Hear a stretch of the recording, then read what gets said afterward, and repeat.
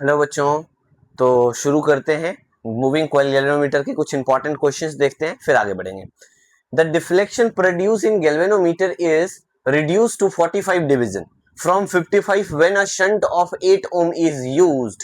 ठीक है, क्या बोला उन्होंने? बोला कि हमारे पास डिफ्लेक्शन प्रोड्यूस इन गैल्वेनोमीटर जो था वो रिड्यूस कर दिया गया जब हमने शंट यूज किया। तो राइट, शंट यूज करा जिसका रेजिस्टेंस 8 ओम है, तो 55 से 45 हो गया। ठीक है, तो अभी हम लिखते हैं क्या, और हमें क्या कैलकुलेट करना है? Resistance of galvanometer. तो सबसे पहले हम लिखते हैं आई जी इक्वल्स टू, लेट कर लो आई है वो 55 के इक्वल है, वेयर के इज फिगर ऑफ मैट्रिक। क्या है हमारे पास? वेयर के फिगर ऑफ गैल्वेनोमीटर,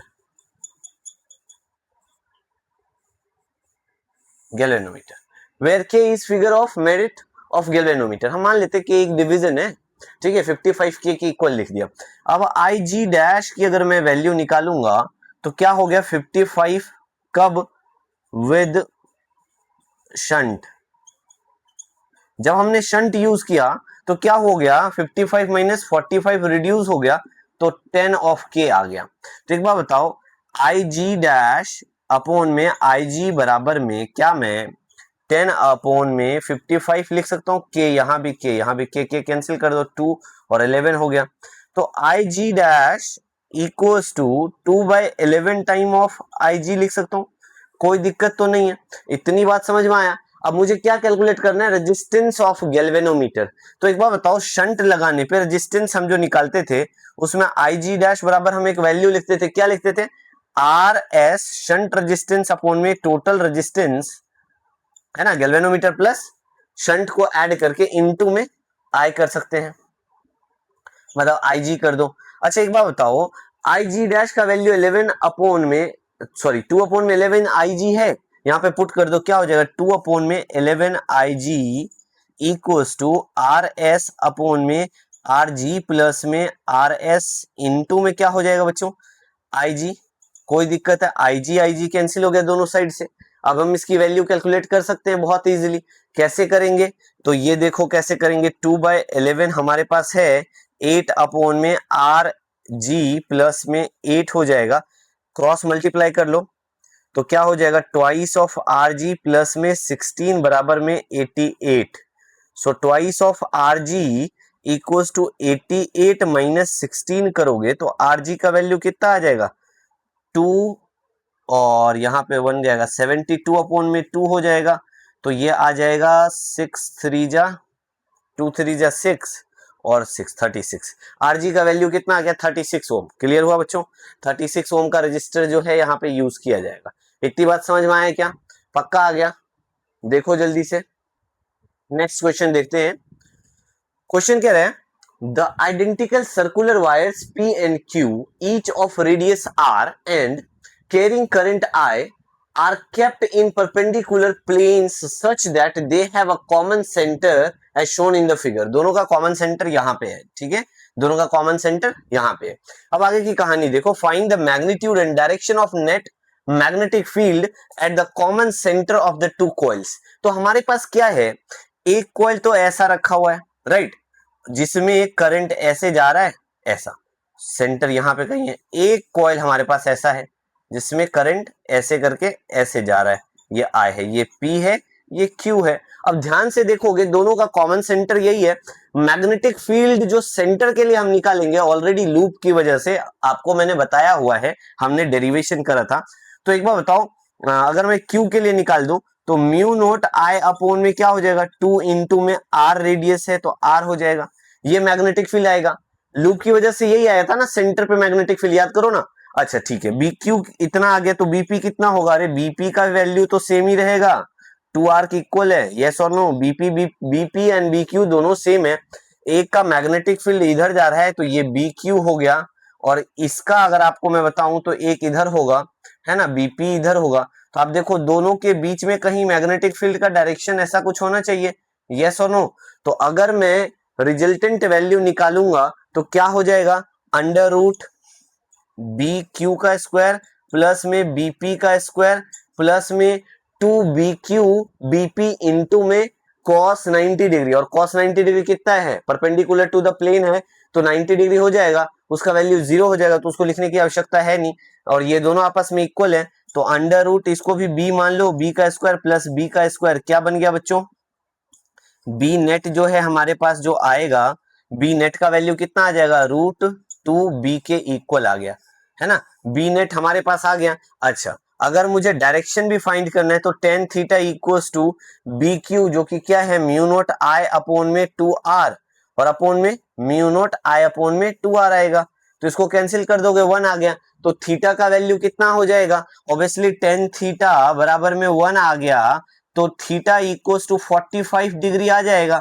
अगर 45 डिग्री आ गया तो द नेट फील्ड जो हमारे पास बनेगा, नेट फील्ड कहां बन जाएगा भाई, नेट फील्ड का डायरेक्शन क्या हो जाएगा, तो हमें मालूम है नेट फील्ड जो होगा वो 45 डिग्री से जाएगा either of the two fields, either of the two fields. Clear है बच्चों, क्वेश्चन समझ में आया, पक्का पक्का क्लियर है, कोई दिक्कत नहीं है, समझ में आ गया। एक मैग्नेटिक फील्ड सेंटर की वजह से यहां था, एक मैग्नेटिक फील्ड इस सेंटर की वजह से इधर था, तो दोनों का रिजल्टेंट बीच में कहीं आएगा, जो कि रूट टू और ट्वाइस ऑफ बी के इक्वल आ गया, और मैग्नेटिक फील्ड सेंटर पे यही होता है, आपको मालूम है फॉर्मूला, तो हमने यही यूज करा और सिंप्लीफाई कर दिया। जल्दी छापो,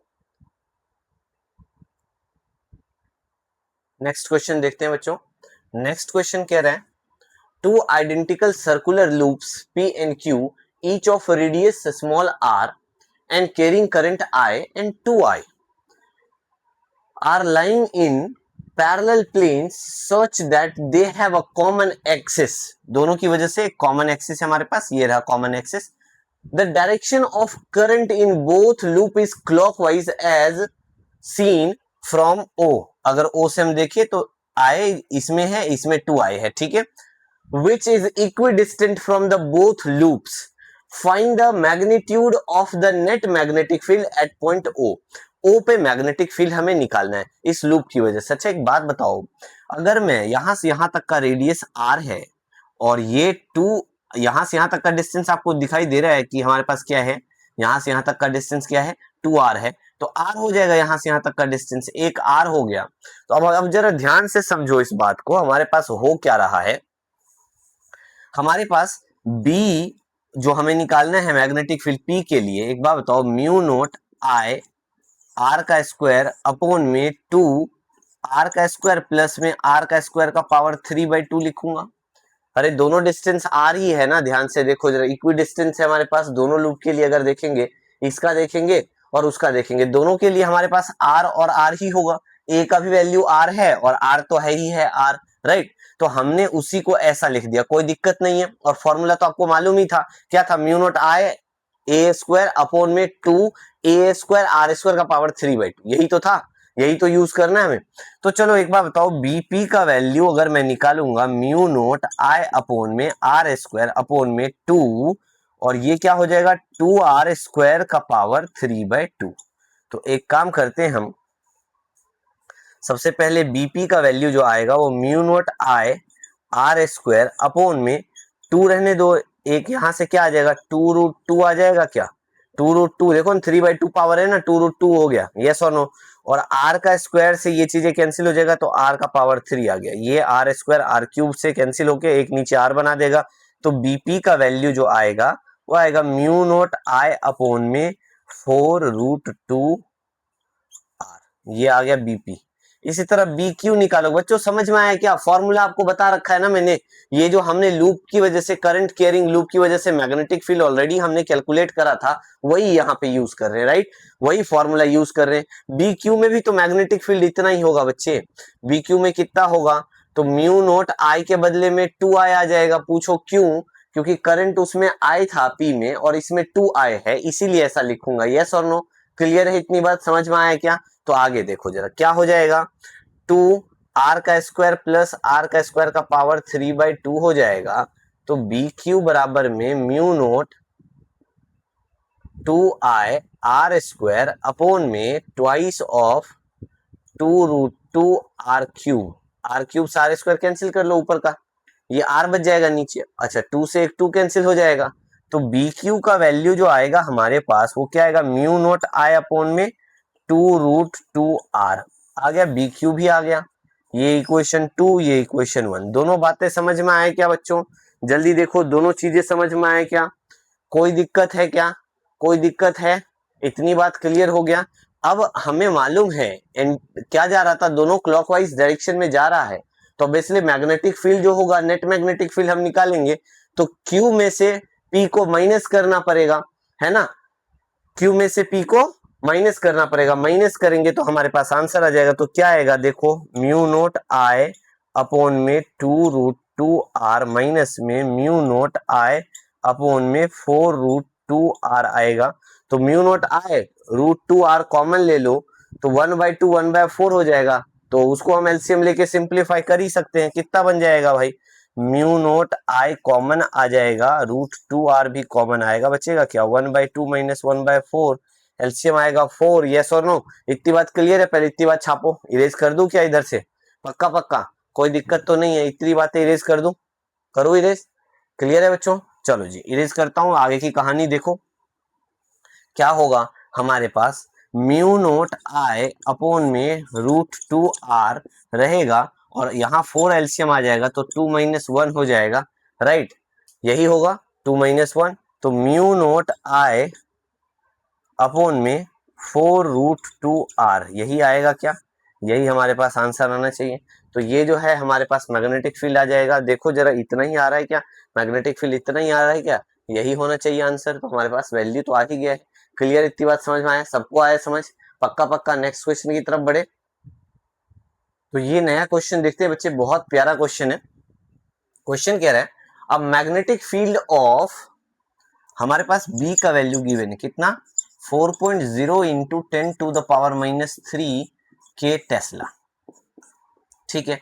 और हमारे पास फोर्स भी गिवन है कितना, 4.0 I प्लस 3.0 J न्यूटन का फोर्स है, राइट? और क्या गिवन है? अरे भाई चार्ज भी गिवन है, फिर तो क्वेश्चन ही हो गया, सब कुछ गिवन ही है हमारे पास। चार्ज का वैल्यू गिवन है, क्यू भी गिवन है कितना, 1.0 मतलब 10⁻⁹ कूलम्ब का चार्ज भी गिवन है। अब देखो, जब सब कुछ गिवन ही है, एक्स वाई प्लेन में है, हमें वेलोसिटी फाइंड करना है। क्वेश्चन ने बोला फाइंड द वेलोसिटी, वेलोसिटी अगर निकालना है तो F इक्वल्स टू, हमें मालूम है ना मैग्नेटिक फोर्स का फॉर्मूला, Q इंटू में V क्रॉस B लिखा था हमने बच्चों, याद आया क्या? V क्रॉस B लिखना है, कोई दिक्कत है? नहीं। चलो जी, फोर्स का वैल्यू हमारे पास गिवन है कितना, 4.0 I प्लस में 3.0 J न्यूटन का फोर्स है, राइट? और Q का वैल्यू 10⁻⁹ इंटू में V जो होगा एक्स वाई प्लेन में है, तो I J के अलोंग दोनों होगा, तो V of x I plus में V ऑफ J Y लिख सकता हूं क्या, Y ऑफ J लिख देता हूं मैं। क्रॉस में क्या है, B magnetic field, magnetic field कितना है 4.0 इंटू 10⁻³ के, इतना है क्रॉस में, ठीक है? तो एक बार बताओ, I इंटू के एक बारी हो रहा है और एक बारी J इंटू के हो रहा है, तो देखो जब क्रॉस में होता है I इंटू के होगा, वो -J देगा, याद करो। आपको मालूम है I क्रॉस के ये जो होता है -J के इक्वल होगा, और आपको मालूम है J क्रॉस के जो होगा वो I के इक्वल होगा। ये बातें आपको याद है, क्रॉस प्रोडक्ट में हमने 11th में किया हुआ है, ऐसी सी चीजें हमें याद होनी चाहिए, ठीक है? अब देखते हैं, बहुत इजी है हमारे पास क्वेश्चन सॉल्व करना। ये जो वैल्यू है इसको आप डिवीजन में लेके चले जाओ, तो 10⁻⁹ जो है नीचे डिवीजन में चला जाएगा, और हम यहां से वैल्यू निकाल लेंगे, तो वेलोसिटी जो है हमारे पास इजिली आ जाएगा, यस और नो? तो वेलोसिटी के लिए क्या करेंगे, 4.0 I प्लस में 3.0 J इंटू में 10 की पावर कितना है बच्चे, 10 की पावर प्लस का 9 हो जाएगा। पूछो कैसे? ये यहाँ डिवीजन में जाएगा नीचे, और उसको ऊपर लेके चला जाऊंगा मैं, तो क्या बन जाएगा वो वैल्यू, सब सोचो जरा, यही बनेगा क्या? कोई दिक्कत तो नहीं है? समझ में आया? पक्का पक्का आ गया? तो अब आगे की कहानी जरा समझना। अगर इतनी सी बात आपको समझ में आ गया, तो हम ये जो वैल्यू है यहाँ पे के वाला जो टर्म है, ये मैग्नीट्यूड उठाओ नीचे लेके आ जाओ, तो हमारे पास क्या है 4.0 I कैप प्लस में 3.0 J, और इसको इंटू में 10 की पावर 9, और उधर से 4 इंटू 10 की पावर -3 कर दो, इसको सॉल्व कर लोगे, आपके पास वैल्यू आ जाएगा ना वी एक्स आई आ जाएगा। और हमें मालूम है आई इंटू के करा था, तो ये माइनस में जे आएगा, क्या आएगा, माइनस में जे बन जाएगा, है ना, वी ऑफ जे बन जाएगा माइनस पर, प्लस में वी ऑफ आई बन जाएगा, ये वाला टर्म। इतनी सी बातें क्लियर है, यही तो हमें निकालना है, तो निकाल लेते हैं, जरा देखते हैं आगे की वैल्यू क्या है।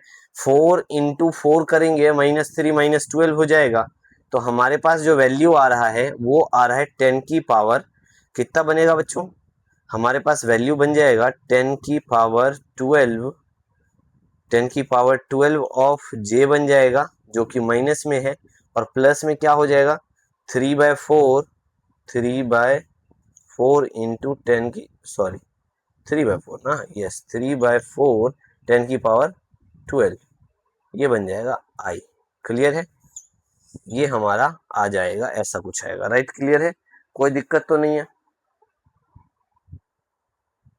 देखो बच्चों, इस क्वेश्चन में मैंने फोर्स की वैल्यू गलत लिखा है, फोर्स का वैल्यू 10 की पावर -11 न्यूटन अगर मैंने लिया था, यहाँ लिखा नहीं, तो थोड़ा सा सॉल्व करके इसको सही कर लो बच्चों। हमारे पास गिवन वैल्यू तो है ही है, अब जरा ध्यान से देखो, हमारे पास इतना न्यूटन नहीं है, इनटू में 10 की पावर में क्या है -11 न्यूटन है, राइट, फोर्स ये गिवन था। तो एक बात बताओ मुझे, F इक्वल्स टू हमारे पास आ गया 4.0 आई कैप, प्लस में क्या हो जाएगा 3.0 जे कैप, इंटू में 10 का पावर -11 भी तो है, राइट, ये वैल्यू यहाँ लिखो। अच्छा, बराबर में Q का वैल्यू 10 की पावर -9 है हमारे पास, राइट, और V का वैल्यू कितना है, V ऑफ हमारे पास मालूम है V क्या होगा, एक्स वाई प्लेन में है तो I रहेगा यहाँ पे, प्लस में V ऑफ आई कैप होगा, प्लस में जे कैप भी होगा, और क्रॉस मल्टीप्लाई बी के साथ है, बी का वैल्यू कितना है 4.0 इंटू 10 की पावर -3 के कैप है। तो अगर मैं इसको सॉल्व करूंगा, क्रॉस मल्टीप्लीकेशन है, तो मैग्नीट्यूड को तो बाहर रख दो, 4.0 आई कैप प्लस में 3.0 जे कैप, राइट, इंटू में 10 की पावर -11 रहने दो, कोई दिक्कत नहीं है। अच्छा एक बात बताओ, 10 की पावर -9 है, -3 है, क्या -12 हो जाएगा, क्या -12 हो गया। आगे की कहानी सुनो, इंटू में 4 को भी बाहर ले लो। अच्छा, वी आई क्रॉस के हो जाएगा, यहाँ पे वी आई क्रॉस के प्लस में वी जे क्रॉस के हो जाएगा, राइट, क्रॉस प्रोडक्ट है बच्चे, ऐसे मल्टीप्लाई नहीं करते, आई और के का वैल्यू -j होता है, क्रॉस में मालूम है आपको, तो यहाँ पे वैल्यू डाल दो। अच्छा, इसको यहाँ से नीचे लेके आ जाओ ना, 4.0 आई प्लस में 3.0 जे इंटू में 10 की पावर -11 इंटू 10 की पावर 12 हो जाएगा, अपोन में 4 से डिवाइड कर लोगे, आपके पास वैल्यू कुछ ना कुछ तो आ ही जाएगा। बराबर में क्या आ गया, v जो आएगा माइनस ऑफ जे प्लस में v प्लस ऑफ के आ जाएगा, यस सॉरी आई आ जाएगा, यस और नो। आपको मालूम जे क्रॉस के जो होता है ऐसा होता है, तो ये वैल्यू हमारे पास आना चाहिए, इतना सा वैल्यू आना चाहिए, ये बात समझ में आया क्या। इसको ज्यादा सॉल्व करेंगे तो क्या हो जाएगा 4/4, अरे सेपरेट कर दो ना, 4/4 कैंसिल हो गया, तो हमारे पास क्या आ गया 10 की पावर 1 ही बच रहा है सिर्फ, तो 10 आ गया पहला, है ना, और दूसरा क्या आएगा, दूसरा वैल्यू क्या आएगा 10 ऑफ आई, और प्लस में बच्चे इसको 3/4 है, 30/4 कर दूंगा, 30/4 करूंगा, और ये हमारा जे कैप आएगा, तो इसको सॉल्व करो, ज्यादा से ज्यादा कितना हो जाएगा 4 7 जा 28.5, तो दिखाई दे रहा है हमें क्या आ रहा है 7.5 जे कैप आ रहा है ना, और प्लस में 10 ऑफ आई आ रहा है।